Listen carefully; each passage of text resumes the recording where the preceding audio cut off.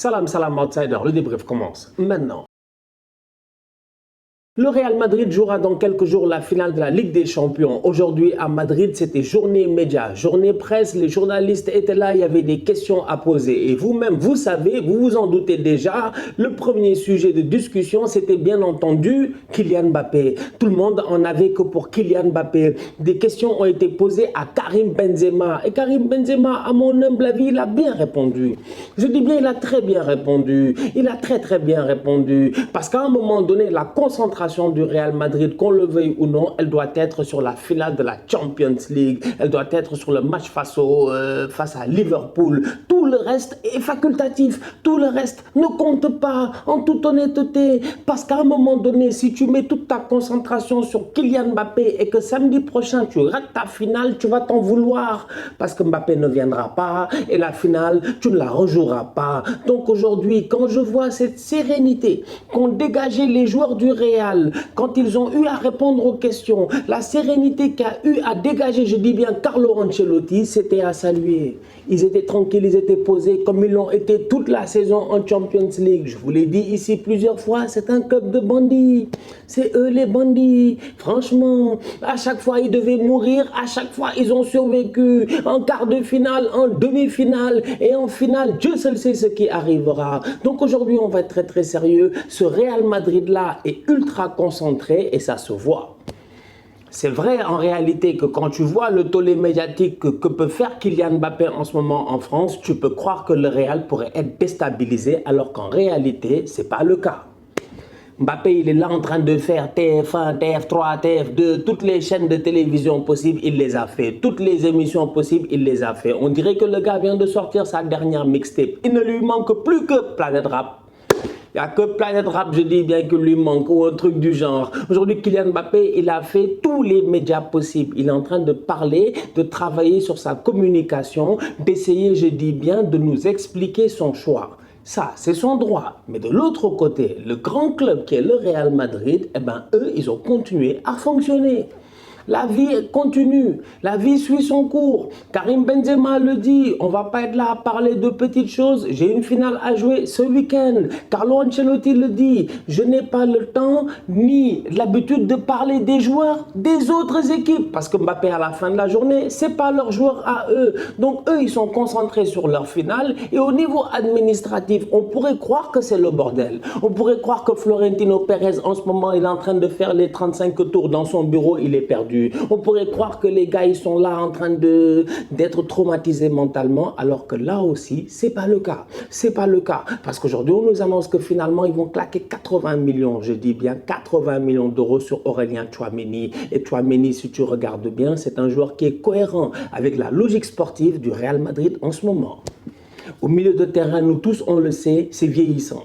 C'est très vieillissant. Toni Kroos, c'est un excellent joueur de football. Il a tout gagné dans sa carrière. Il n'a rien à envier à personne. Mais à un moment donné, plusieurs fois, on s'est plaint de lui cette saison. Franchement, plus que jamais.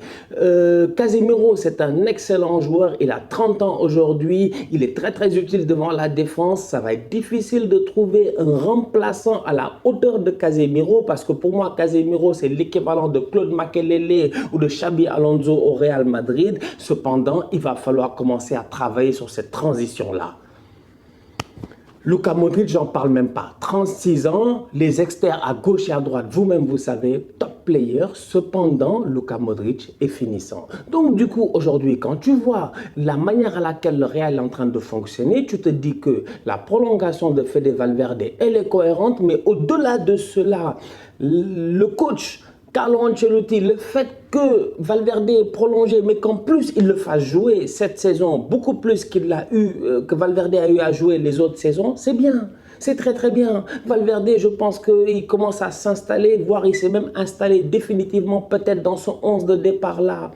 Camavinga, il est arrivé, son intégration aurait pu être compliquée, mais le boy lui-même, il avait la volonté de réussir au Real. Il a appris l'espagnol très vite, il s'est très bien intégré dans ce vestiaire-là. On a eu l'occasion de le voir, mais au-delà de cela, là encore une fois, il est tombé sur un Ancelotti qui lui a fait confiance et qui lui a donné du temps de jeu. Et finalement, à la fin de saison, on voit tous que Camavinga, il a évolué. Donc du coup, tu regardes et tu te dis que ton Luka Modric, ton Toni Kroos et ton Casemiro, ils sont excellents, ils sont vieillissants. vieillissant, il va falloir éventuellement à un moment donné changer. De la même manière que Jürgen Klopp, il est en train de penser constamment à comment changer son Salah, Mané, Firmino. C'est comme ça que tu vas chercher des Luis Diaz, des Jota, des Minamino. De cette même manière-là, le Real doit changer son milieu de terrain. Parce que le milieu de terrain du Real, je vous l'ai dit plusieurs fois, c'est le poumon du Real. C'est le cœur du Real, c'est tout du Real, c'est les organes essentiels du Real. Franchement, en toute honnêteté, les Benzema, tout ça, on est tous d'accord, mais à un moment donné, s'il y a une constante qui est là depuis très longtemps, c'est bien ce milieu-là. Les gars ont tout gagné, ils ont tout gagné. Carlo Ancelotti lui-même, aujourd'hui, il le dit, et c'est ce qu'il a dit aujourd'hui, il demande souvent conseil à ses joueurs. On l'a vu la dernière fois en Ligue des Champions, il dit, je demande souvent conseil à mes joueurs parce que la plupart des joueurs dans cet effectif-là ont joué plus de finales de Ligue des Champions que lui, il a eu l'occasion d'en disputer. C'est un effectif d'expérience. Kroos, Casemiro et puis Modric, c'est des centaines et des centaines de matchs de haut niveau, franchement, ensemble. Donc aujourd'hui, tu dois penser à un renouveau. Et Aurélien Tchouaméni, à mon humble avis, il rentre parfaitement dans ce renouveau-là. Camavinga, c'est bon. Valverde, c'est bon. Tchouaméni, c'est bon. Les trois ensemble, en toute honnêteté, à mon humble avis, pour le futur du Real, c'est pertinent. Maintenant, le problème, il est simple. C'est que les joueurs que tu avais avant, Modric et Toni Kroos, c'est des joueurs quand même extraordinaires. Ça, il faut l'avouer. C'est vrai que Toni Kroos, de temps en temps, on a envie de le traiter de tocard et tout ça, mais c'est des joueurs extraordinaires. Ils sont extraordinaires. Au-delà d'avoir un volume de jeu défensif bon, ils avaient aussi cette capacité de pouvoir lire le jeu offensivement et créer. Cette capacité de création-là, est-ce que Fede Valverde, Camavinga et Tchouaméni, ils l'ont? Peut-être qu'ils ne l'ont pas encore, mais ils ont la possibilité d'évoluer. Parce qu'en réalité, si tu regardes, c'est un milieu qui a l'air plutôt défensif. Ah ouais, franchement, tu cherches un peu, c'est qu'il le faut foller, celui qui va être là à mettre des externes. C'est-à-dire qu'un Modric, il fait tout. Il fait tout sur un terrain de football, vous avez eu l'occasion de le voir. Camavinga, peut-il tout faire? Éventuellement, c'est encore trop jeune. Valverde, peut-il tout faire? Il nous l'a montré box-to-box plutôt à l'anglaise. Tchouaméni, peut-il tout faire? On a hâte de voir, mais en tout cas, une chose est certaine, c'est que dans la logique, je dis bien, du Real, malgré le fait que le transfert de Mbappé a été avorté, ça va, les Madrilènes sont fâchés et tout ça, mais ils doivent être calmes et relax parce que leur direction, elle n'a pas l'air de paniquer. Franchement, en tout cas, c'est pas ça qu'ils sont en train de nous montrer. Et ça, c'est de la bonne communication. Kylian Mbappé n'est pas le centre du monde. C'est un excellent joueur de football, c'est un grand joueur de football. Le Real a eu à le draguer, ou les deux se sont dragués mutuellement pendant des années et des années. À un moment donné, ça ne s'est pas fait. Ils ne sont pas allés, je dis bien, à la soirée dansante ensemble. Est-ce que ça veut dire que le Real doit s'asseoir, se morfondre, pleurer et tout? Non, absolument pas. Et le fait de bouger rapidement sur le marché des transferts, en continuant avec une logique sportive, en se disant que, bah écoute, offensivement parlant quand même, j'ai encore Vinicius, j'ai encore Rodrigo, j'ai un Benzema qui est au top de sa forme, on peut travailler, peut-être qu'il y a des recrues qui vont venir, c'est pas grave, on passe à autre chose. Deuxième chantier, le milieu de terrain. Troisième chantier, la défense. Mais dans la défense, tu as déjà fait des efforts. Militao, Alaba, tout ça, c'est déjà bien. Donc il y a des efforts qui ont été faits. Mais au milieu, il y a encore du travail et comme je dis, le milieu de terrain au Real, c'est le poumon. Donc du coup, sincèrement, le move sur Tchouaméni, excellent. J'ai hâte de voir ce que ça va donner. Concernant la polémique avec la photo de Tupac que Karim Benzema a eu à publier sur les réseaux sociaux, ceux qui ne savent pas, Benzema a publié une photo de Tupac avec un ami qui apparemment l'avait trompé, tout ça, affaire de rap US. Bref. Franchement, Benzema a publié quelque chose. On lui a posé une question, il a dit que lui, il publie souvent des photos de Tupac. Et ça, c'est vrai, c'est son artiste préféré, c'est son droit. Il a le droit de publier ce qu'il veut. Mais la vérité, elle est autre aussi, c'est que Karim Benzema, si tu réfléchis un tout petit peu, tu sais très bien qu'il a grandi, c'est plus un enfant, franchement, c'est plus quelqu'un qui est là, je dis bien, à foutre le bordel à gauche et à droite. Benzema n'a aucun intérêt de rentrer en bif avec Mbappé. On n'est pas dans des affaires de Bouba et de Caris. On n'a pas le temps pour les octogones.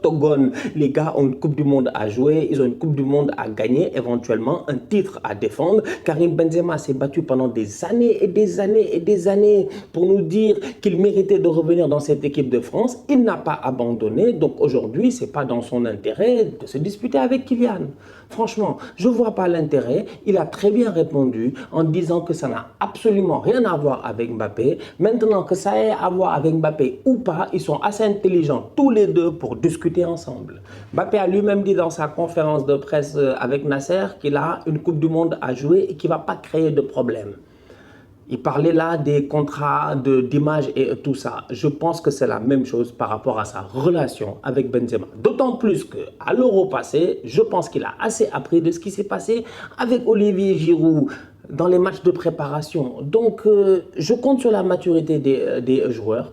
Le boy a fait son choix. Je pense qu'au Real, ils sont passés déjà à autre chose. Ils ont une 14e Ligue des Champions à gagner. C'est un objectif extraordinaire qui, à mon humble avis, est beaucoup plus grand, qu'on le veuille ou non quand même, que Kylian Mbappé viendra ou viendra pas. C'est fini, c'est bâché. Passez à autre chose. Et pour le moment, au Real, comme je dis, ils le font bien dans leur communication, dans leur manière d'agir. Il ne reste plus qu'à battre Liverpool. Bonne chance à eux, ce ne sera pas simple parce que Liverpool, ils ne sont pas là pour rigoler. J'ai hâte de voir. La finale, sincèrement, elle sera top. La famille, on se capte très bientôt pour un nouveau débrief. D'ici là, on continue à liker, on continue à partager, on s'abonne, on s'abonne, on s'abonne. On est ensemble, on reste en santé, c'est le plus important. Tous outsiders.